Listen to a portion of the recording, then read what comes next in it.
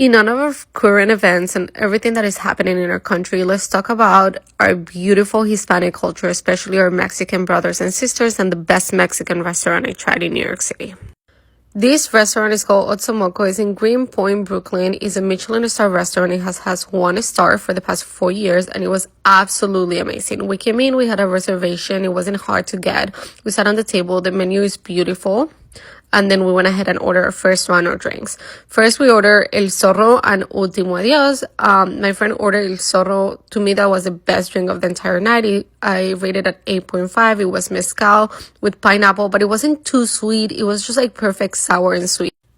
I ordered El Último Adiós. I thought it was really good. What I loved about here is all their drinks had like traditional Mexican mezcals, which are amazing. The green chartreuse was just strong. This was kind of like a stronger margarita. It was refreshing. It was good, but I didn't think it was like the best drink I've ever had in my entire life, if you know what I mean. Then we started ordering our food here at Oxomoco. Most of the dishes are shareable. They're kind of tapas. They're small plates. We did order one of the main entrance, but we did most of the small plates first. So we ordered the Oxomoco guacamole, and this is the best guac I've had in my entire life. Fresh avocado, it had cilantro, it had roasted tomatoes, which were kind of sweet, spicy, and smoky at the same time. It had queso fresco, everything blended in together. And if you cannot see in the pictures, the tortillas, I'm pretty sure were fresh made, which made it so much better with a little bit of lime. It was the perfect appetizer.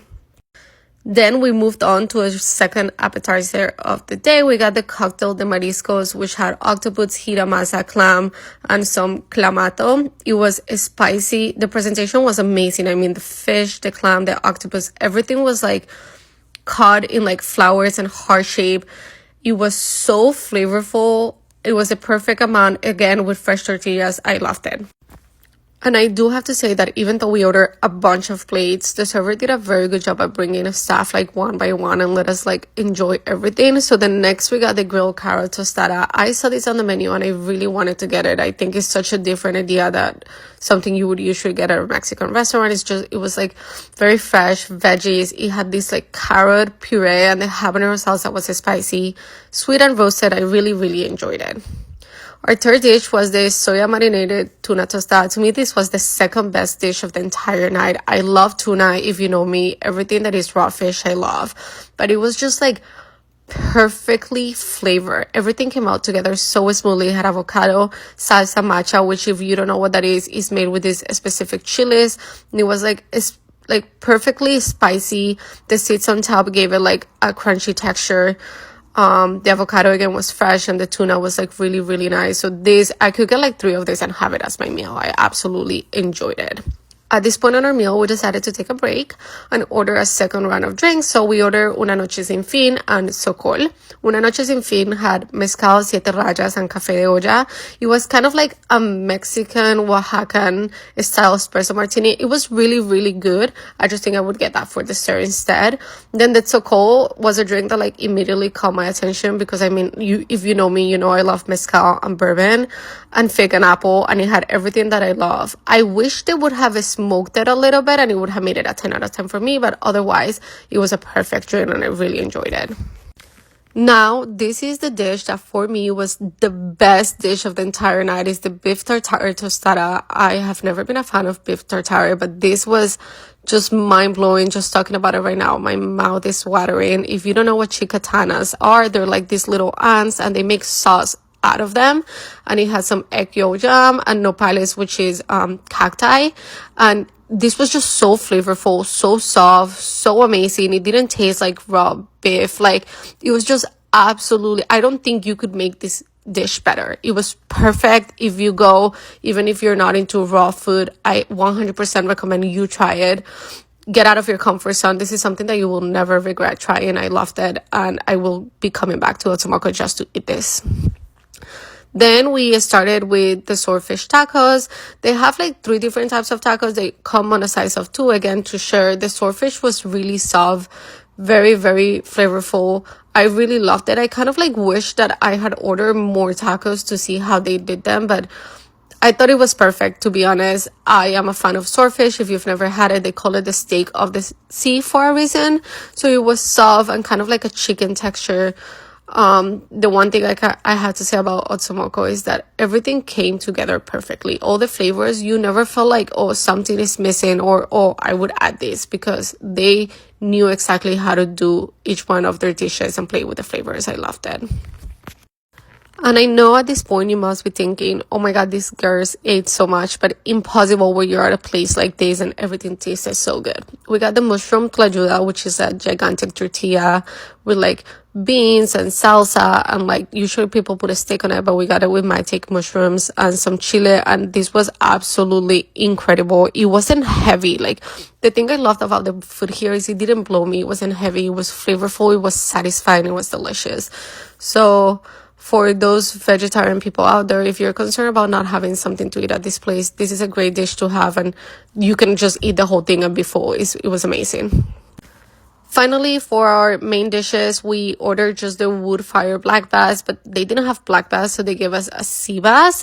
It came on this like green tomatillo, very basic green salsa. It was delicious, don't get me wrong, the flavor was amazing. And on the side, it came with mushrooms, which were also really, really good. But however, I do think at this point I had eaten so much, I was full. And this is a dish that I feel like I could make at home, because it's just like grilled fish with the salsa. I even thought the salsa was amazing. So if you go, I do recommend you spend a little bit more time exploring the little dishes that are more out of people's comfort zone, instead of getting one of these main entrances. After our fish, the restaurant had a big party coming in, so we moved to the bar, and this is a picture of the bar. The bartenders were amazing, and then they bought us one dessert, and then we bought another dessert. You can see the picture here. We ordered the chocolate cake that you can see to your left. This one came with espresso ice cream. The ice cream was like delicious. It wasn't your regular coffee ice cream. It was just so rich, and the chocolate, it was very sweet though. So like if you are not into sweets, I would only get one dessert, because then it's a lot.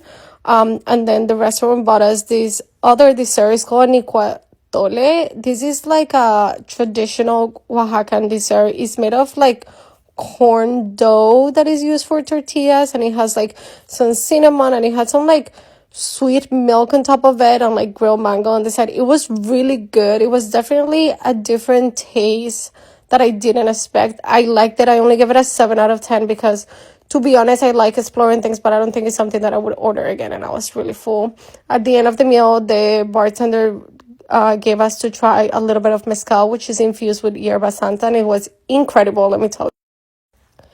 I do have to say I was a little bit disappointed with the drinks, because once we moved to the bar, I could see that they have so many interesting mezcals and tequilas. Like they had a pineapple infused mezcal and all these like Oaxacan from like local distillery mezcals that I feel like they could have used to make amazing, interesting drinks. But I think their bar had pretty basics like margaritas and like bourbons and stuff, and they didn't have something that just stood out to me. Otherwise, I loved everything.